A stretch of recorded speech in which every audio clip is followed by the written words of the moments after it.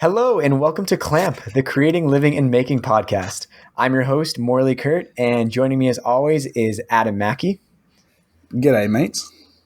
And unfortunately, Grant was not able to make it tonight, but fortunately, we have a very special guest co-host who's a great guy, great maker.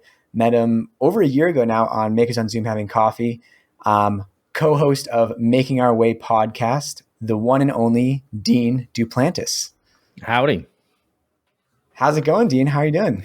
Good, guys. Thank y'all so much for having me on. I really appreciate the invite. For sure. Yeah. When Grant said he couldn't come and Adam was like, who should we have as a co-host? My first thought was like, I want to talk to Dean. I love talking to Dean. Well, and what's funny too is I tend to not listen to anything on Mondays, but Tuesday I start with Clamp. And so our podcast also comes out on Tuesday. So it's like, great, I'm going to have a double dose of Dean next Tuesday. So it should be an interesting day. Nice. For the 4 listeners of this podcast who don't maybe know who you are, do you want to just give a quick elevator pitch on who is Mr. Dean Duplantis? Yeah, sure thing. So my name's Dean Duplantis. Unlike the typical people on this podcast, I'm from America. I'm in Texas, in Houston. And I'm a generalist, a hobby maker. I have a full-time job, and this is, what I do to relax and get away from the working world. I'd say I tend to stay in the wood lane, but I have a laser CNC. I've got a few other toys. I'm getting into the lathe now. So, that's about me. And like Morley said, we've met on Makers on Zoom Having Coffee. It's a great group. I encourage you to reach out to the community if you haven't yet, because you get to do interesting things like this once you get to know each other. For sure.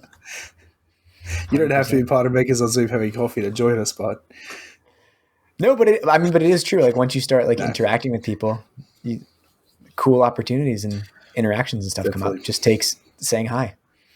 Yeah. That phrase, it just takes saying hi. I was thinking about that the other day, how I've never met anybody who was mean or rebuffed. That even anyone I've come across in the community, if you're just polite to them, they're usually polite back. And that goes from sticker swaps on up. So, again, please engage people. I think we definitely have the best community there is. Like, there's not really many toxic people in the DIY community, if you ask me. And you know what else? Everyone uplifts each other. Like, you'll talk positively about other podcasts, whether they're competing or not. We work on collaborations on projects and YouTube videos, and it's just really refreshing to see how welcoming and supportive the community is. Yeah. Faux show. Well, Dean, as is tradition, what has been in your clamps this week? Yeah. So if you follow me at all, it's all about mallets, baby. Austin Saunders of High Caliber Craftsman and I committed to doing the mallet challenge for the Builders Challenge. And I want to try to make 5 mallets in the 2 weeks that the challenge runs. So I'm at about 2.5 now. I've got through Sunday to finish. I think I'll make it there. But yeah, it's been mallets to the point where I may get divorced because I haven't been inside in 7 or 8 days. Oh, wow. The commitment. And then I'm not really sure. Am I supposed to throw this to Adam and say what's been in your clamps, Adam? Let's throw it to Adam. What's been up this week, Adam? Wasn't expecting so quick. I am currently I'm currently editing it. Why can't I say that word right now? Editing the video for the handsaw that I refurbished. I think it's gonna be a pretty boring video in a way. Like, essentially I pulled this thing apart, I cleaned it, I painted it, I put it back together. So I have this idea where I'm actually going to read a short story that'll be my voiceover. Oh, so nice. The whole video will just be me reading a story, and then the visual will be me restoring it. So yeah, that I'm pretty excited to see how that's going to come out. It's not going to be a normal video. It's weird, but I think it'll be kind of cool. I thought about doing that before. I think Jimmy DiResta might have mentioned that once, just putting some sort of interesting voiceover over a video. If you don't think about what to say, just to add some interest to it. That'll be cool. Yeah. I'm just You to see might how it stumble comes out. into a new little niche for yourself. Yeah, well, that's what I was thinking. Like, I think it's a cool way to sort of make what would be a pretty boring video kind of interesting. And yeah, so I've been trying to think of ways I can clickbait it as well. Because like, the problem is that the idea can be cool, but if no one watches the video, no one hears the idea, and like they're not going to like get it. So I'm trying to think of a way that I can be like, here's this thing I made, but the video is not what you think it's going to be. So try and get them to watch it and see if it's any good.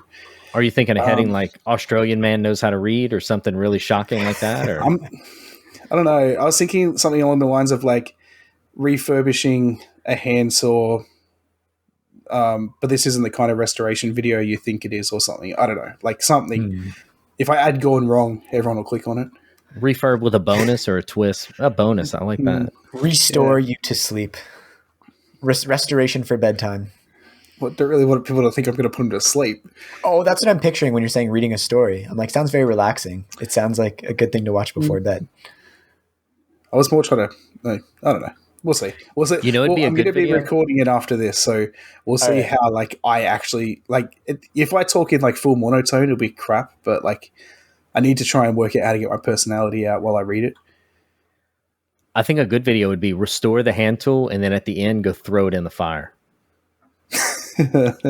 Well, actually, tomorrow night we are having a what did you guys call it? A hillbilly bonfire? Because I have a Just big a bonfire. 44-gallon drum.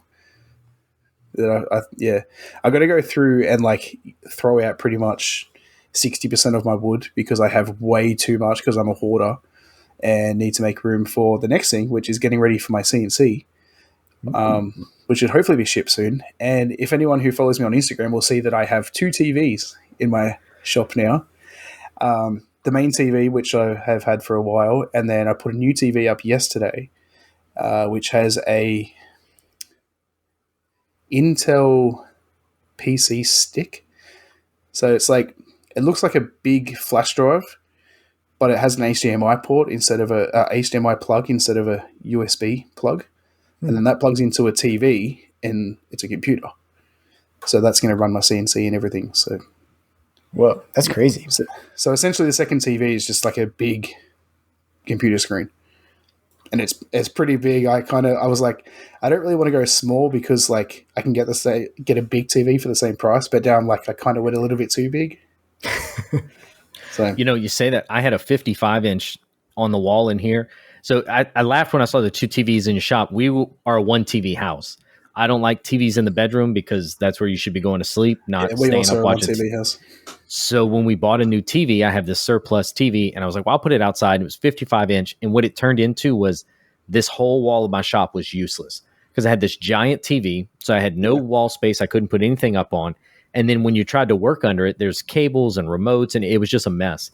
And so I got rid of it, and I got a 30-inch TV that's on the wall back there that sometimes that feels too small, but it's not in the way, and that I like that better. And honestly, how often do you look at it when you're like, you have it on in the background if you're working on something? How often do you ever actually look at the TV? The only time is I'll change my background on my computer monitor to black so I can see the reflection. And I may listen to it and just watch the reflection in the monitor. But yeah, I rarely watch TV back here. Yeah, exactly. It's funny. I hear a lot of people talk about like having TVs in the shop for like background or just like TV in general on the background, like movies that you've seen a bunch. I cannot do that at all. Like a few weeks ago, I tried to just put on some like maker video in the background just to like see what it was like. Cause I never do it. And I just got so distracted. I can't have that like visual stimulus just going on in the background. And I've always been that way. Like I've never been able to just like study while the TV was going or anything else. Like sound, sure. But yeah, a screen in my workshop, I don't think that would work. It has to be a movie I've seen 50 times.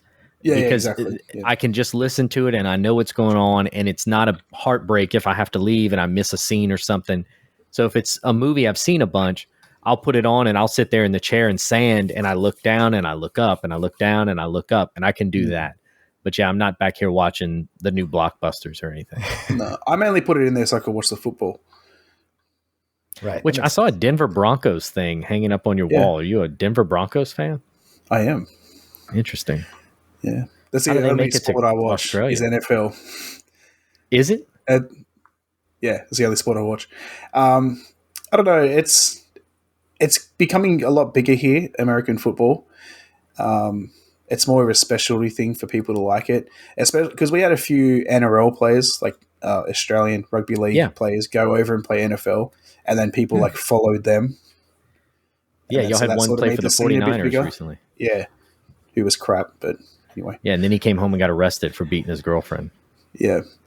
But yeah, I've been following Broncos for 10 years now. So I do the same thing. Like, it must just move to the West. I watch Formula One every Sunday. So a very European sport, and I watch it every Sunday to the point where, like, my wife is, all right, I'm going to make muffins so you have something to eat in the morning when the race is on. And projects, so the race this last weekend, there was a wreck. I wasn't back here working in the shop because the race was delayed for an hour, and the TV back here is too smart, and it knows that the account I'm watching the race on is not the account I pay for. So I can't log into it back here. I have to use the slightly dumber TV on the inside. You have to pay Yeah, it for must TV. know. It knows that I have an AT&T internet, and so I'm using a Comcast login, and it won't let me log into the Comcast account back here. But inside it works, so I watch it inside. Yeah, right. I just pirate everything. They're getting smart. I know you do. Get the Jack Sparrow of the cable lines. Yeah. That's why I have a VPN service. I'm not going to go on about pirating because, it's illegal and everything, but our government has actually blocked like pretty much every pirate website. But all you have to do is get a VPN and then you connect to America and you're good to go. Like, yeah. Anyways, before we get arrested by the FCC, they're not in Canada. I'm the only one at risk here. Yeah, we're just putting Dean at risk. What have I been up to this week? So, yeah, like I mentioned on the last episode, we finished up our first session of camp, rather, last week, which was great. It was a really nice ending with like our closing ceremonies and such. And after the first session, I just really felt like I needed like a solid rest during the weekend. And I was like, all I want to do this weekend is just like clean my apartment and clean my workshop. And that's all I want to do. Like, I got my permanent residence application in. So like that was a weight off my chest. That was all I wanted to do. And I was like, you know what? I'm just going to make a video about this because it sounds kind of fun. And yeah, I did. And it was pretty cool. Like, I think I've kind of been gravitating a bit towards like just experimenting with time lapses the last like few months or so. So it was it was another cool experience in trying to figure out what visually works well in time lapses and what doesn't as much. Which I'm finding is a lot of times pretty counterintuitive. Like, sometimes you think a wide shot will look good, but really it's like the macro shot with something out of focus in the background that looks a little better. But yeah, after taking time to like really rest this weekend, so like the cleaning felt great, made a fun video. I actually was going on a walk around my neighborhood, and just like a 2-minute walk away, some people were having a concert in their front yard, and it was like these incredible musicians. So I ended up just like watching them for an hour. Just like really, really good Argentinian band. They were just like jamming, doing solos all in a circle. And it was super nice. So for the first time in a while, I feel like I had like a really restful, recharging weekend. And I came to work on Monday, like literally feeling like a breath of new life. And I was like, oh yeah, like taking care of yourself and resting is actually important and helps a lot. Which was good because, we started a new session this week, and it was great to have that injection of energy. But yeah, the session's super cool. This is like the engineering, building, sustainability, systems design session. And so since most of our instructors are engineering students, it feels like everyone's kind of right at home. So the past couple of days, they've been making these kind of like, we're calling them hydraulic judo bots that the kids are working on. And they're these kind of like using syringes as hydraulics to control like little fighting robots, like Rock'em Sock'em robots sort of thing. Yeah. They've been doing these really cool like design challenges with like bridge building and stacking things with simple machines. And actually this morning, on my way to work, I picked up 45 2x2s, like 8 foot long 2x2s, for a tensegrity build. So the classic, really simple one where it's like a U on the bottom and then another U on the top with an arm coming down. So that's probably one of the bigger woodworking projects we're attempting this summer. It's the first one is going tomorrow. And it's really going to be like all hands on deck because we're finding stations work very well when you're doing woodworking and projects and stuff with kids. So I think it's going to be a little chaotic, but it should be fun. The whole Henry Ford model. Yeah, exactly. It's good to know you're teaching kids how to use syringes. Young. Oh my God. I like to think it's the hydraulics concepts. You know, Morley, if there was ever a peg to find the right hole, it's you in this job. I mean, you nailed a great spot for you at this time in your life. Oh, for 100%. sure. Yeah, it definitely feels like the right place to be. And I'm so jealous. Like, if I could have done that if I could have done that when I was your age, like I would be in my element. Like, you know, selfishly, I always thought, you know, Morley was just so adventurous and capturing the moment and putting out all these videos because he was young and life hadn't broken him yet. And then he gets this job and I'm like, okay, great. Life will finally break him and he'll realize, you know, what the world's really like. And he lands in a great spot. So that's good for you for sure. Yeah. I mean, I wouldn't say life fully hasn't broken me. Like, I feel like after. it definitely has. Well, your video slowed down. I noticed that, but you're still putting them out. You're still putting them out. Yeah. It's really funny. Journey. Like, it's really funny, like messaging. We have like a Discord just between the three of us for Clamp. And it's really funny sending a message and not getting a message back from Morley for like 8 hours because he's at work. Whereas before he used to respond like instantly. Yeah. Well, it reinforces how we're all different. And Morley is the kind of person who's driven towards a goal and it has the ability to shed the distractions around him. Oh, where definitely. Other people, you know, they'll stop everything they're doing I have to watch every one of my friends' YouTube videos and listen to every one of my friends' podcasts and comment on every one of my friends' posts. And then they look up and it's been 8 hours and they haven't advanced themselves. So Morley's still been able to make a wake because he can move forward. And that's a good That's why my wife gets angry at me because I get a message on Discord and she's like, and I like have to answer it straight away because I just can't leave things alone. So yeah, I mean, I haven't watched a YouTube video in months. Like, honestly, I think it's been about that. I like maybe like one or two here or there, but it's been a little while. Although my kind of like brain breaks in the weekend sometimes is like 20 minutes of scrolling through TikToks, which my feed has become very well curated. I don't have time to watch a 5-minute YouTube video, but I watch 20 minutes of TikToks. Exactly. It's all. I had to delete it. I recognize. So I've always been good at recognizing like, okay, this drug is going to be a problem or this drink is going to be a problem. And I was on TikTok for 3 days. And I was like, this is a problem because this is too easy to look up in an hour has passed. Like you just sitting there, scroll. I'm like, I have to get rid of this. And, I can't stand TikTok, but I do the same with Reels. Yeah. See, it's fun. I feel like I'm able to kind of skirt around the addictiveness because I get a feeling after like a certain amount of time scrolling through it where I'm like, this is just too nihilistic at a certain point. Because there's some of them are so funny and there's some like really cute videos, but it's so fast paced at a certain point I'm like, oh, okay, life has no meaning anymore. I need to turn this off. You know what I mean? Like it has that sort of vibe because everything's just so meme heavy and in the internet. I'm like, okay, that's enough. But it's very fun for those 15 or so minutes. I know that's very nice of you guys to say, but like, but I have the same problem too. Like, but it's also the camp Discord because, you know, it's like Grant was kind of mentioning last week, it's like 8 weeks and the summer's over.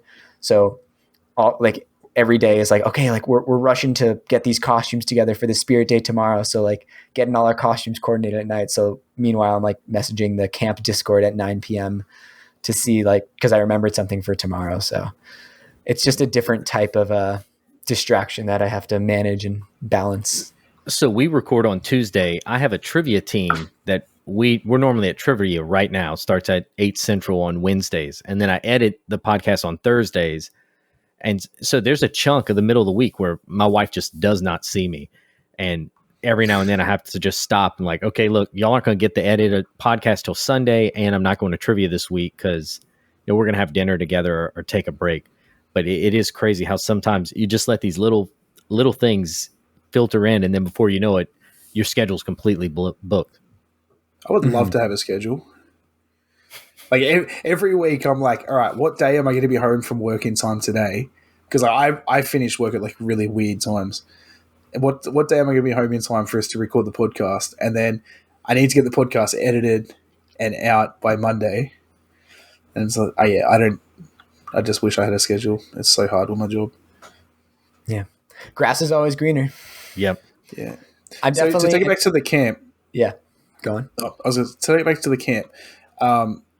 What do you do to choose how you're going to make things? Like you said, you were using syringes for the hydraulics and stuff. Like what thought process goes through that with Yeah, that's a good question.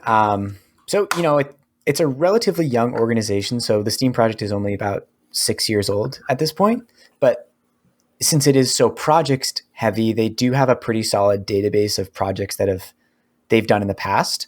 So the whole like using syringes as hydraulics that was kind of inspired because they've done some in-person projects using those syringes. And I think once you get into the world of like STEM projects for kids, there's certain construction methods and demonstrations and things that will come up again and again. And one of those is using hydraulic tubing with syringes as like a simple hydraulics for kids to make stuff.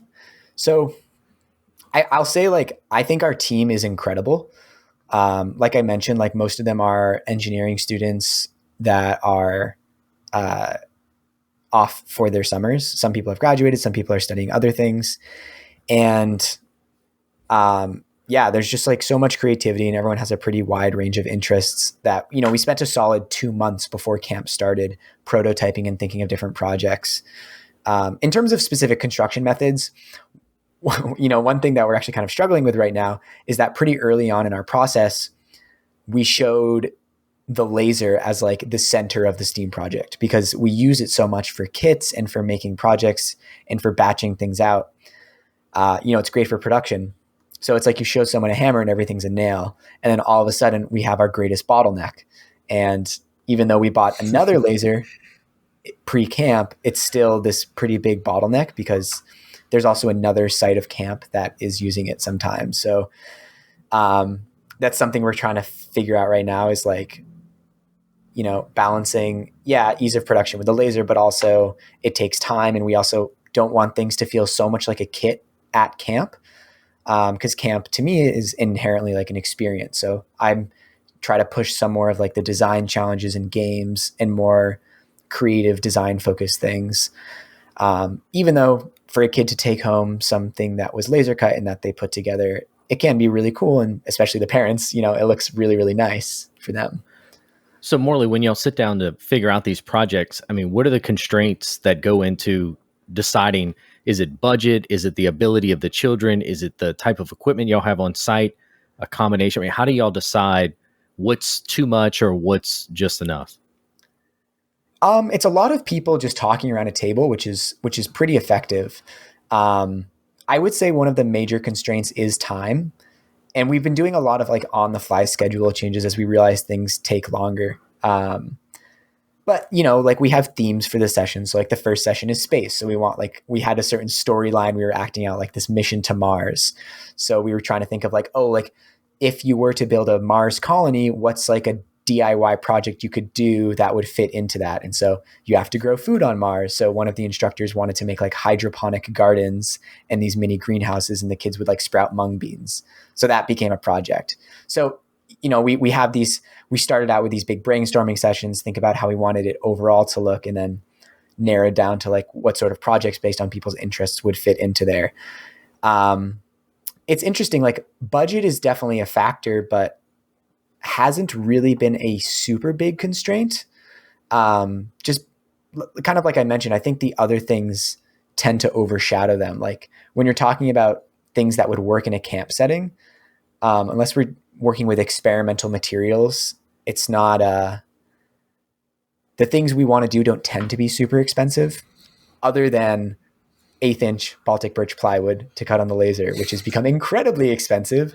And for I was that going to reason, say, we scrapped a lot of laser cut plywood projects to replace with to do them with laser cut cardboard. So we go through like so much cardboard on the laser, which is great for kids, and also just cutting it by hand. It's great for prototyping, and every box we get we save because it's perfect for design challenges and stuff. I was going to say, I would assume your biggest budget crusher would be material use. Yeah, it's definitely resource intensive, but we try to use a lot of like our waste products, and yeah, I don't know. It's not really my responsibility to make sure that the steam project is financially feasible. I just ask for things and try to use my own judgment. So I honestly can't speak to it a ton. That's been anybody, though, this last year. Their biggest budget crunch has been materials. I mean, you want to make a basic bench or a basic set of cabinets, and you go to buy plywood, and it's $250 in material or $400 in material. And that's US dollars, guys. Yeah. Welcome to Australia. But it's interesting too, like when you're talking about the relative scale of things. So like today when I went and bought those 45 2x2s, they were expensive. Like they were $6 each. They're like $5.80 Canadian, which I guess would be about $4.50 American. But each kid is only using one 2x2 in their project. So altogether with screws and string, it's like $5 or so to build this project. So yeah, like it's a relatively expensive building material, but we're not building a house out of them. So and then when you're talking about like the revenue source is like the kids' tuition, which is orders of magnitude above that. It doesn't feel like it matters quite as much. So I'm just happy I'm not building a house. Well, I guess if I were building a house, I'd be making way more money right now, but I don't have to have the same worries of material costs as if I were building houses. I know we want to get into a topic, but on the building houses, it always befuddled me. People made such a big deal, and it's like, okay, the building materials went up $30,000. Oh my God. The owner of this house is going to finance that for 30 years. So they added $80 a month to their mortgage, and they're going to sell the house in 7 years. So they're going to pass that cost on. This is inconsequential. I mean, the reality of the money is not real. They're going to get approved for the loan because someone's telling them that houses cost this much and can be bought because the market's so hot. I never saw what the impact was besides the funny memes or to DIY people who can't go to Home Depot and buy plywood. Yeah, it's definitely tricky to parse out, like, because it doesn't, honestly, like, it doesn't affect my day-to-day very much. Like, it definitely, the biggest effect it had was on the plywood we would use for laser cutting. Like and it was also because there was a shortage. It wasn't just that it was expensive, is that we couldn't find it. Well, what about at Shop Day Morley? I mean, did you find any, whenever you go to build projects for your YouTube videos, do those kind of things come into play? The price of the materials, increases in lumber prices? What kind of restraints do you find on your own projects? I think usually if I want to make something, because they're mostly one-offs for my own, I'll usually just like pay whatever it costs to make that thing unless I'm starting to research things and it starts to feel a little ridiculous. Like actually today, for example, I was thinking about building this light, and I still might do it, but I started thinking about all of the cost of all the pieces. And then I started questioning, like, if it's this expensive, is it going to be nice enough to justify the price of all these things? But largely, like, it's not as much the price of things because it's not as much from like a production standpoint. For me, I would say it's more like the tools that I have access to and moving things around. I think for me, it's the small space that I mostly am working with, and then the time that I have to do those things. So that was always something I was curious about with you is the biggest constrainer space or budget? Because with access to credit, anybody can go buy anything. They may not have it for long. Eventually the bank might come get it, but you seem to still maintain with a reasonable set of tools. And so I said, well, maybe it's the space. Maybe he doesn't have a place to put things, and that's why he's not acquiring gobs and gobs of things to make different types of YouTube videos. I mean, you seem to be very responsible with what kind of tooling you have, and you haven't gone into the stratosphere and bought, I don't know, CNC machines from some crack jobs in Australia, you definitely seem to be really responsible with Wait, stuff like that. wait. I bought a good CNC machine. I know, man. I mess with you. I have a CNC, Yeah. so I can't say anything. Oh, well, thank you. And I definitely would call myself frugal. So I think that's part of the reason. And it's also just because, like, at this point in my life, I don't want to be buying a lot of things and feel like I'm weighed down if there's a chance that I'll be moving in 2 years. That definitely factors into it. And like from the other side of things, it's just like, it does feel like a bit of a risk or not quite justified to spend like $500, $1,000 on some digital fabrication tool on a whim if I'm making like $40 in AdSense revenue a month. And then it, like, I have to balance in my head, like, the reasons for things. And yeah, I don't know. I think it's hard to point to any one singular constraint, but I think some of these constraints are artificially built in my head and are more of a barrier than a guiding force. Because, like, as we're talking and I start to think about it, I realize that, like, some of these restraints aren't really as major as I might think, because I have experience of, like, realizing, like, oh, I'm just going to make that thing, and I just make it happen, and it doesn't really end up being that big of a deal. Well, and you see on the other side of stuff, like Adam just is acquiring the CNC, and that's a big financial commitment. And so you go, he's got, and actually you don't really have a giant workshop either, because you're sitting here where can I put this? Yeah, go ahead. I'm actually selling tools. I'm actually selling tools that I don't use just to make space. Is that to make space or raise funds? To make space. I don't need the funds. Yeah. The CNC, I've talked about it last week. So we get, like, our tax year just finished to the end of June. Yeah. So I got a tax check back, and then that's what I used to pay for that. But I didn't just buy a CNC. I also invested in a business that my wife and I are creating with the CNC. So hopefully, like, we'll make that money back pretty quick. But I'm selling tools that I don't. I have a 330 millimeter Ryobi bandsaw that I've used maybe 5 times since I bought it. I'm like, this takes up more space than needed. It's got to go. Like, yeah. So my whole back wall where that TV is, there was 4 tabletop tools mounted there. Never touched them. So they're all going because that's where the CNC is going to go. So I said earlier that we're working on the mallets, and I guess I probably ran through it a little quick. I should have went through some of the trials and tribulations of such mallets. But one of the things was I really wanted to stabilize wood for the mallet heads. And so that involved a vacuum pot, a vacuum pump, resin, heat cure resin, a oven to cure the mallets. I mean, so there were several components of it. And I had to make the decision. I am also working with limited space, and it wasn't a financial constraint. It was where do I put all this stuff when we're done?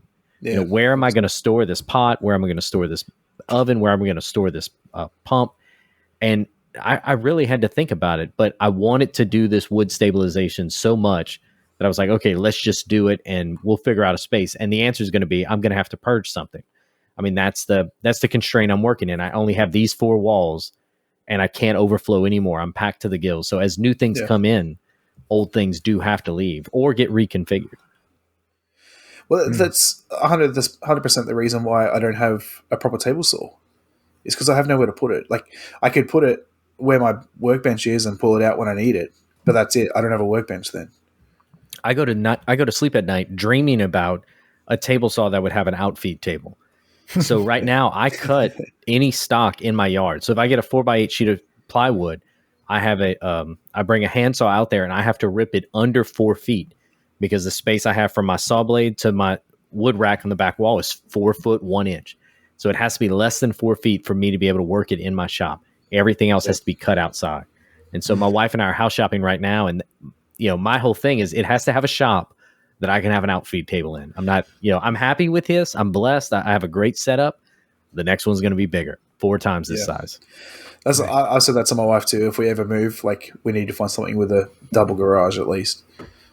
But I don't think we'll ever move. But that's why I made my table saw the way I did, like my workbench the way I did, because instead of coming from the front of the workbench like you would a table saw, I've turned the blade sideways so that then the rest of the table saw is the outfeed. The rest of the workbench is the outfeed. Yeah. Right. And that's a lot of this too, is, bouncing that, thinking outside the box, thinking of different ways to do things, thinking about different ways to acquire things. I know you talked about Australia and the wood prices. It has to be the same when it comes to just raw materials. And I know, I'm not a machinist. I don't have access to a lot of metal bits. But if I want to have accents, I'm walking up and down the aisles at the box store and like, oh, well, can that plumbing part work? Can that sprinkler part Yeah. work? Can I find something here that can work in a different way and fit my means, or change my design to incorporate this item? Yeah, well, So one of we're these, actually with the CNC is we're expanding a hell of a lot out of my comfort zone because I primarily work with wood, but with the CNC business, we want to get into cutting like acrylic signs and stuff. So trying to find someone that's not charging an arm and a leg for some acrylic has been a nightmare, essentially. Like, so if I go to the big box store, a 3 foot by 4 foot sheet of 3 millimeter, so what's that, eight of an inch, yeah. acrylic is $65 for a clear acrylic.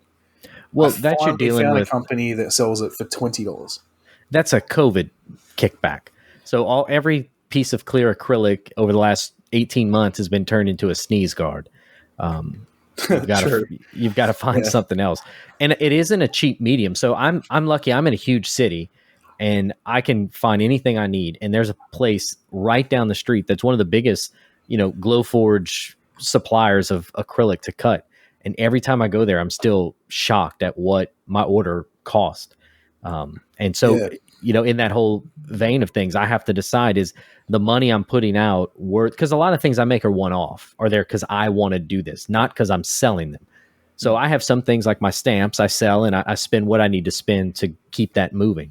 But there's other things I make just because, oh, my wife wants a pair of earrings. So I'm not gonna go buy an 8-foot sheet of acrylic for $250 because she wants earrings. We'll go buy Yeah. some earrings at the store. But yeah, so it's a little bouncing act for sure. Speaking of which, Dean's stamps are amazing. If you want one, we'll have links to all his stuff in the show I'd notes. like to address something. So both Grant and Adam have a stamp I've made, and Morley does not. And I would never assume to even offer you one because I think you're the type of person that would rather make it yourself. I have made my own stamp. Yeah. I carved it. Yeah. And I never even, there's certain people that I'm like, this is the kind of person that, there's several people in the Discord I've made multiple stamps for.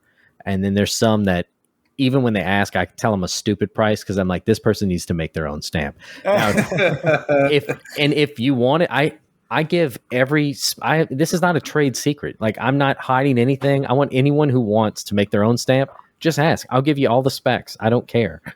But so if you wanted to make some stamps at the Steam project, I would talk you through the whole tips and tricks I've learned over the last 8 or 9 months. I actually have made a few there. And I think I was messaging you a couple months ago with some ideas, and they work, but they definitely have room for refinement. But so on the topic though, I've been thinking a lot as you guys have been talking, because I think this actually dovetails a lot with things I've been thinking about recently, which is that,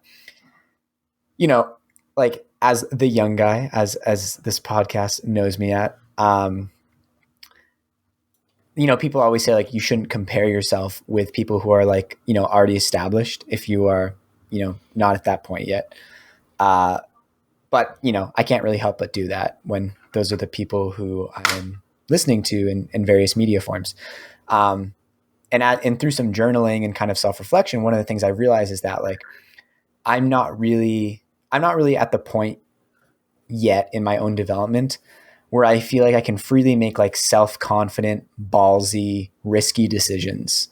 And I think on that, like, when we're talking about constraints, I think that's actually one of my major constraints, like not buying like an expensive tool or something, is because I don't have like the confidence or the really just, the self-confidence to like feel like I can kind of go for it. There's always part of me that feels like I want to hold out, or like maybe I should just like hold off or something. And then maybe the like other side of the same coin is that like it doesn't always feel like that is like the avenue I want to like invest in and dive down. It's like I've always had this dream of building a cabin in the woods. So it's like if I'm like, I don't want to spend like $500 on like a resin 3D printer, because that's going to dip into the like the contractor tools budget that I'm going to need to build that cabin in the woods, which I'm not yet in a position to do. So there's definitely parts of me that feel like I'm kind of like holding out for these future projects that I'm not quite ready to do yet. You know, there was something about you Saturday. We were talking about YouTube videos, and you and Bob from Bob Makes Stuff or Bob's Wood Stuff, I'm sorry. We're talking about your video count, and I think you're right at 100. You're at 90 something, or you're close, aren't you? Yeah. And so I thought about that in this same vein, you know, so you're talking about building a cabin in the woods, and I'm going from a guy who has, I think I have 4 YouTube videos or something like that. And it's so hard when you're like, how does someone get 100 YouTube videos? Well, you know what they do? They made the 5th one, and then they made the 6th one, and then they made the 7th one. And it's the same kind of thing that, right, you have to not lose focus of the fact that maybe when you're my age, I'm 40, when you're 40, you'll be in a position to have those tools and those skills and that budget and those resources.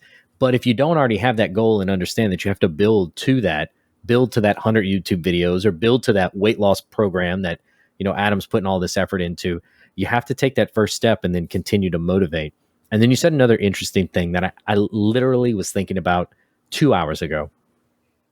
You guys, and y'all are all so nice and so sweet, and y'all worship some of the people in this media, and for good reason. I mean, I'm not taking away anything from the kings and queens of the DIY maker community, but it's also a community that says, you know, shop local, shop small, support small business, but we chase this high of, oh, well, so-and-so tagged me on this, or so-and-so liked my photo, or, you know, I have to get this person's attention.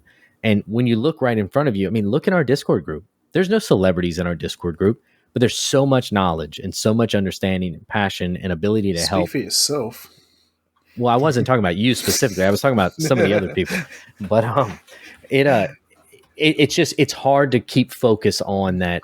Those people are normal people too. They've done a great job and they've worked hard to get where they are, but there's very little between them and that person that's probably not getting engaged enough online.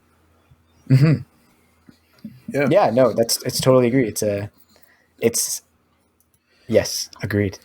For sure. And I think I know, like, intellectually, the fact that, like, you know, like, just getting started, and I know it's kind of like a logical fallacy to think that, like, I need to, like, hold out until maybe, like, something is right, but that, like, if you kind of, like, pursue these opportunities along the way, those can then lead to the path that leads you to building the cabin in the woods.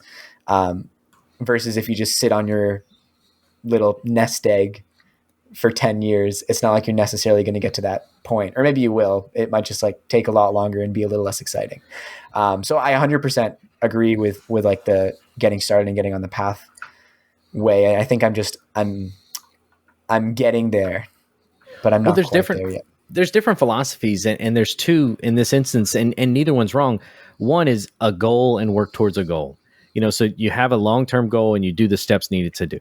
The other one is, you know, fortune favors the prepared. And so Adam's going to buy the CNC, and he's going to get to know how to use the CNC, and he's going to understand the program. He's going to understand the relationship of bits and feed speeds and materials.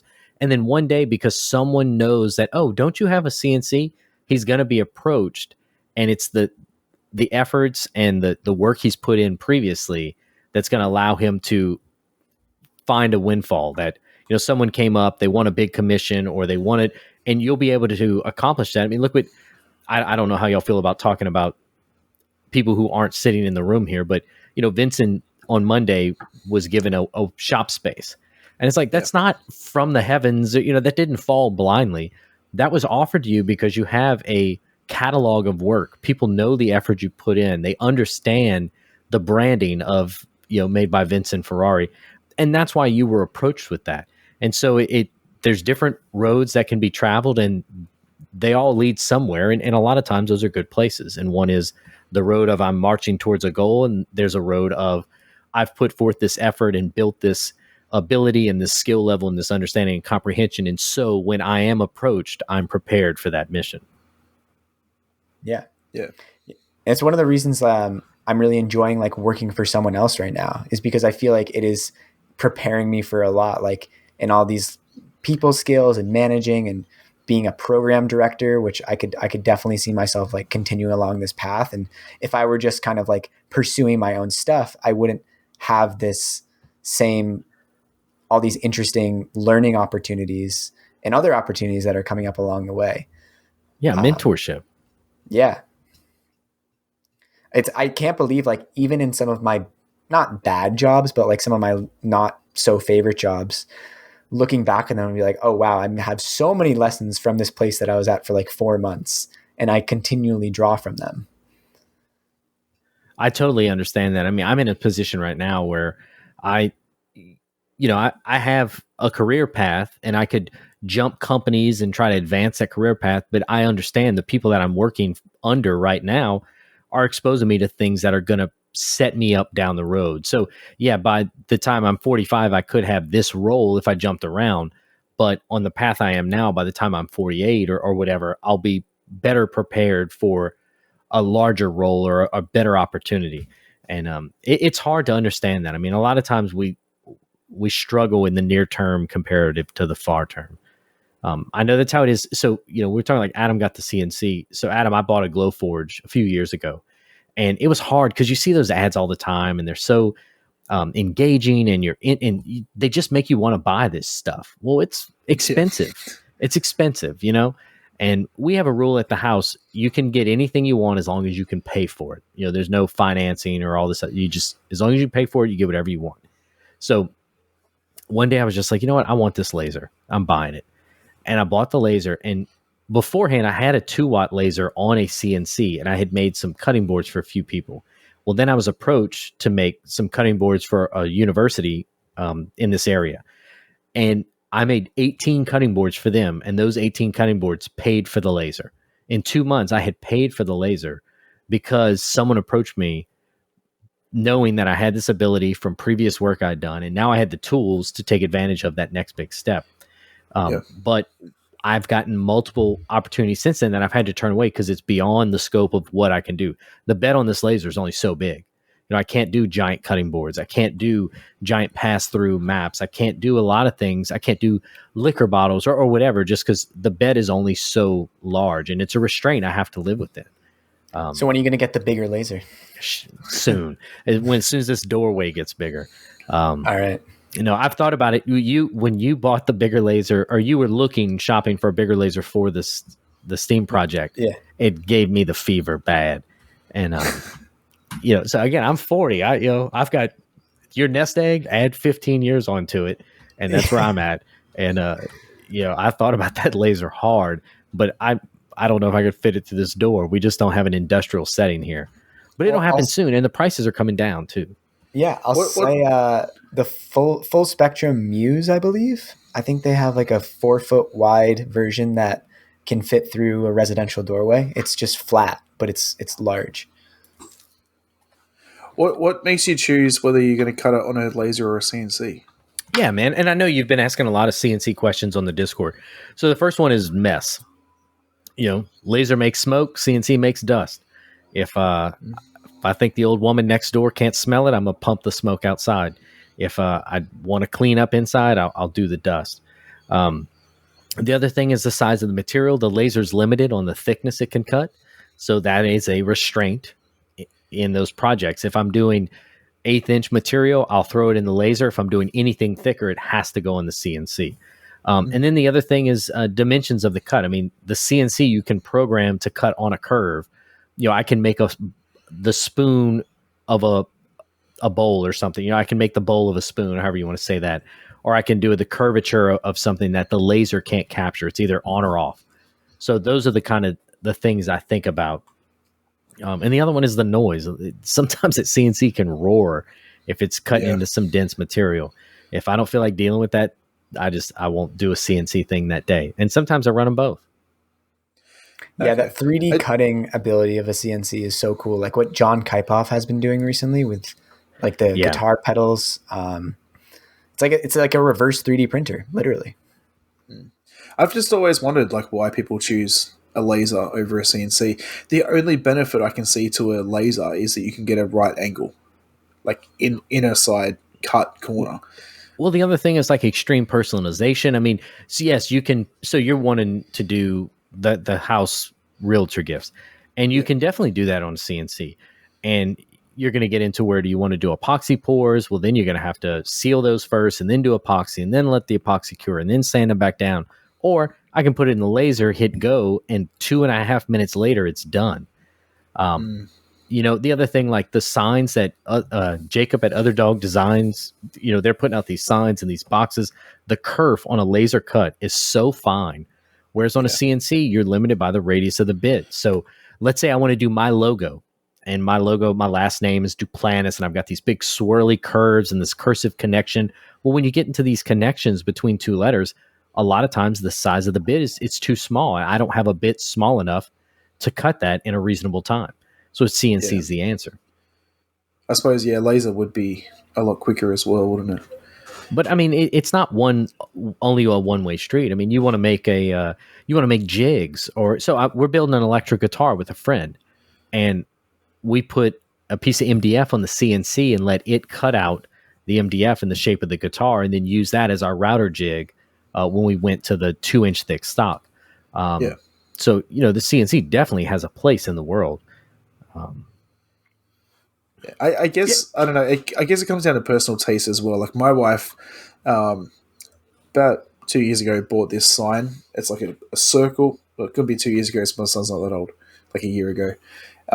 It's like a circle cut out of MDF, 3mm MDF, with his name in the middle, and it was cut out with a laser. But because they've used a laser, it's all burnt on the edges. I can't stand that. I would rather it cut on a CNC. Well, the person should have painted it. No, because she wanted raw wood. Well, it's not even wood, but you know what I mean. Real cardboard. So I'll tell you the other one, leather. A laser can do some amazing stuff on leather, and it stinks to high heaven, and it doesn't have that nice burnished end. It has a burnt end. And you've got char inside all the letters, but you can't cut leather on a CNC. Yeah. And I'm sure there's some idiots listening right now that are like, well, technically this is a CNC, Cricut's a CNC and it can cut leather, but we're talking about router driven CNCs. Yes. It's another cool thing you can cut on a laser, but not a CNC is cardstock. You can do some really cool stuff with really fine detailed cardstock. And because it's so thin, you have a little bit of darkening on the edges, but not a lot, like not the same sort of burning that you have on leather or wood. Speaking of John, never been so jealous as when I received his sticker for the sticker swap, and his letterhead or his envelope is black hard cardstock paper that he laser cut his logo in, and then he had put the sticker. I was like, "You very swaggy. Extra diva." It was beautiful. You did a great job. I was super impressed. You too can do it, Dean. You have the tools. I have the tools. It's the ultimate restraint is time. Who has the time? That's a lot of effort just for a sticker. Yeah. Or I can just make a stamp and stamp them all at one time. Yeah. There you go. All right. I think with that, we should move on to our Clampmendations. Clampmendations. So my Clampmendation this week is, again, to bring it up again, we're doing the Mallet Challenge, and this guy, Berchtold Design Build, knocked it out the park. I mean, to the point where I think he just took all the wind out of Austin's sails that he doesn't have a chance. So this guy has a 3D mill that he did like a cushion pattern on these two wooden mallets.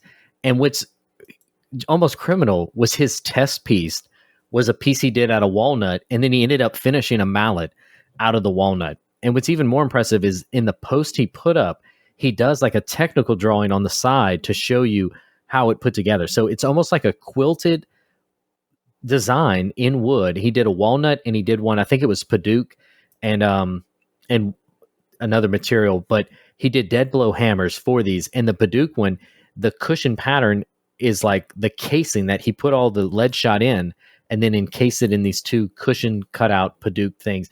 And they're just beautiful mallets. And it's like, how does one have so much skill? And I do think it's a skill because you had to program this. You had to understand how the material works on the machine. You had to program the design. You had to understand the geometry of what you were working on and how everything was going to line up. But I mean, this guy made artwork out of these two mallets. So that's my Clampmendation this week. When you first shared that link and I went to it, and the first picture that comes up is one mallet and the other one leaning against it, I thought that it was like embroidered, like made out of fabric. And then you scroll across to the next picture and you can see that it is completely wood. And I was like, holy crap, that is insane. Like, how? Just how? Yeah, I got really excited when I saw him because I thought it would demoralize Austin, but I think he's moved on from the shock and he's actually going to put forth a pretty good effort in the Dean versus Austin mallet competition. Nice. Yeah, it's pretty cool. Okay, well, my Clampmendation this week is my mouse died. Is a guy called Daniel Kraft on YouTube, Kraft for the last name. He does a lot of like 3D modeling, not in the sense of a CNC, but more of like realistic modeling, if that makes sense. So he designed a $50 million play button for Mr. Beast. And so in the I don't know what program he uses, but in the program, everything was made with like the real material. And the finishing shots he put, like you would not believe this was a 3D model. It looks completely real. And then the next video, well, I don't know if it was the next video, but then he actually got it made for real life. Yeah, just really cool. Adam, like the models he does. You've played around with renders on Fusion, right? Yeah, a little bit. I mean, even the stuff you can do there looks pretty sweet. Yeah, I'm always amazed like how well it renders look. The issue I have is like when I do that is it seems to take away all the lines. You can't really see what's what. You got to play with the settings a bit. Yeah. Yeah, and the material. Yeah. That's sweet. So, like I mentioned in the show, I haven't really been watching anything recently, but I have been reading a really good book. And that book is 1Q84 by Haruki Murakami. So Murakami is an author who writes, the genre is called magical realism. He's a really cool writing style. It's very descriptive. And I guess the definition of magical realism is kind of like it takes place in the real world, but then there are like these kind of strange magical things that are happening and the characters aren't really reacting as if they're overly strange. They're kind of like incorporated into the world. Anyways, it's I believe one of his most famous books, and I've read a couple of them before, and I really liked his style. I find it very like relaxing to read. Just his writing's very, very solid. So this book takes place is on like basically a parallel world of 1984 where the main character starts to realize that something is going differently from the reality that they were experiencing before. I had a library copy, which got recalled, which I was very sad about because I'm only about a third of the way through. It's a very long book, but luckily one of my friends at work has a copy, so I can continue reading it. Yeah, it's just a really cool book. If you're interested, the author is Haruki Murakami. It's a translation from Japanese. That's the worst when the library recalls. I always did audiobooks from the Houston Library, and it's a great program, and I understand their need to recall, but I have 2 days left, and I'm sitting here just like trying to binge the last 9 hours so I can finish. It's always the worst when they recall it. Yeah, that's a great life hack. I don't know. I feel like not enough people are aware of audiobooks through local libraries. So in Toronto, I use an app called Libby. I don't know if it's the same. Yep, that's what I use. Yeah, it's great. And so I'll use that for most of my audiobooks, and it's totally free because it's a public library. And then I'll really only use Audible if it's a really new or popular book has a absurdly long wait time at the library. Yeah, so like Where the Crawdad Sings was the hot book last year, and I just checked it out this week. But That's okay. That's okay. It's free, and I had a long list of books, so it was okay. Yeah. One of the books I couldn't wait for was Ready Player 2. Adam, Have you read it yet? I bought it, but I haven't read it. It's still sitting on the bookshelf because I got into Okay. Animal Kingdom and I've been obsessed. Like, I have never. It's been a long time since a TV show. My recommendation last week. It's been a long time since a TV show has kept me hooked up until like I'm halfway through season 4, and I'm still like hooked. So, yeah. Anyway, As soon as I finish that, I'll be reading it. Okay. I won't say anything about Ready Player 2. I'll let you experience it for yourself. So you posted about it, and I bought it that day and had it, Amazon to the house, and I made it about a third of the way through. So in code, they're looking for the second thing that they need to look for is how far I've gotten. And I just got caught up with other books. I don't know. It didn't draw me in like Ready Player One did. Yeah, I agree. But I don't want to read Ready Player One first again. Should I read Ready Player One again? No. First. You've already read it though, right? Yeah, but that was a long time ago. I think you should be okay. It's pretty standalone. Like it continues from the first, but you'll be okay. I loaned Ready Player One to my neighbors. I was like, "Oh, this book was so good. You're old like me. You'll love it." It's funny that you liked it so much because there's a lot of 80s nostalgia in there that I don't really know if you're old enough to get. And I loaned this book to her, and she brought it back to me a month later with a $20 Barnes & Noble gift card and was like, "I just couldn't read it. Go buy something better next time." I was like, "Oh my God, this book was so good. Spielberg made a movie from it. It was so good." Wow. But she just wasn't digging it. I actually think this would be a really interesting conversation for the after show because I have a lot of thoughts as to like why I enjoyed that book so much, even though I didn't experience any of the culture. Yeah, sure. I have something I wanted to talk about in the after show too. So, all right. Well, Adam, do you have a word of the week for us? Just quickly before I do my word of the week, in case anyone's wondering, my Clampmendation uses a program called Blender. I've actually used it a few times. If anyone remembers my old intro, it was like a wooden block and it would carve out my name. That was made in Blender. So, yeah. Anyway, so my word of the week is DAX. DAKS. Okay, so I was thinking of the movie Snatch with Brad Pitt and the way they say dogs. So, but if Dogs? there's a K in there, I'm thinking it's not dogs. No. Okay. Dax. So, and I thought X, and I was thinking, Star-Lord and the rest of the Guardians of the Galaxy, but Dax. And I know they tend to be slang around alcohol.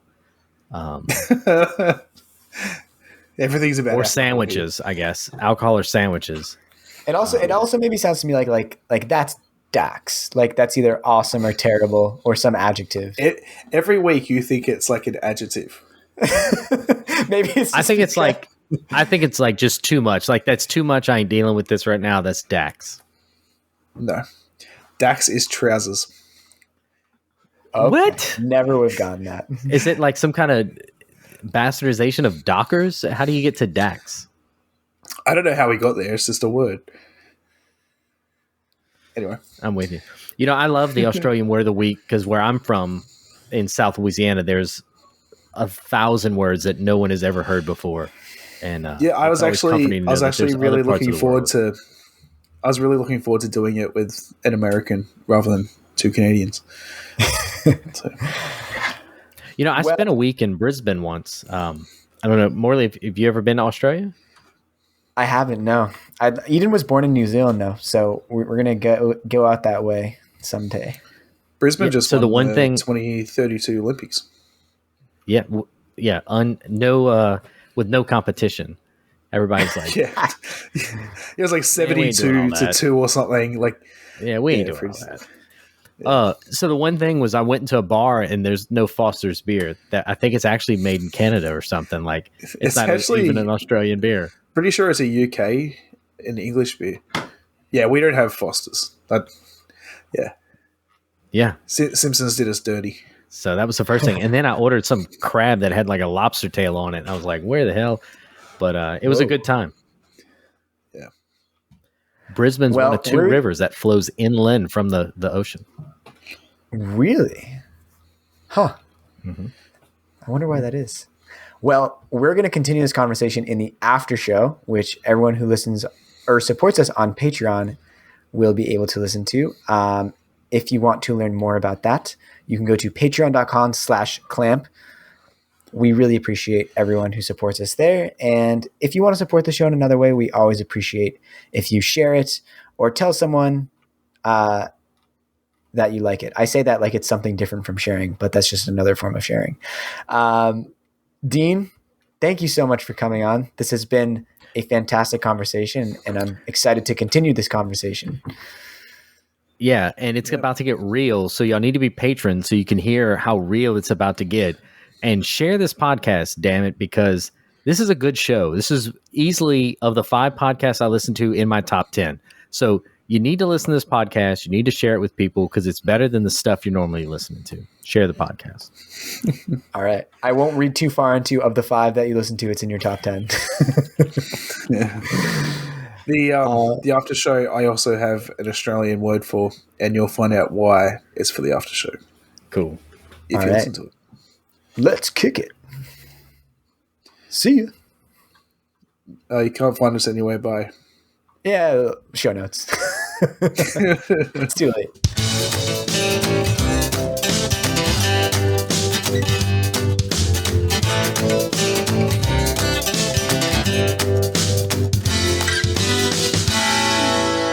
I just realized, was it last week I was sick? Yeah. Are you better? Yeah, I am. That's great. I'm happy to hear it. It took me 3 days to get my test results back.